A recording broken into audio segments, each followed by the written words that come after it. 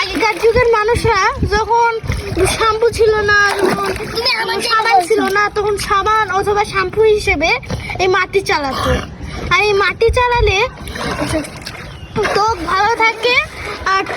আর মাটি মনে হচ্ছে ঠান্ডা জিনিস, তাহলে আমাদের যে ঘাম ছড়ে ওটা কম হয়। একসময় মাটিতে মিশে যাবে। বলো, আমাদের শরীর মাটি দিয়ে তৈরি, আমাদের আল্লাহ আমাদেরকে মাটি দিয়ে তৈরি করেছে, এর জন্য আমরা মাটিও লাগাচ্ছি আমাদের গায়ে।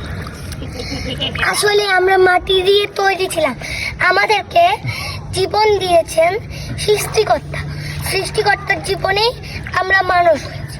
এবং আমরা যদি একবার মরে যাই, আমরা মাটির সাথে মিশে একটা প্রকৃতির হলো পাতা বা হলো মাটি হয়ে যাবে।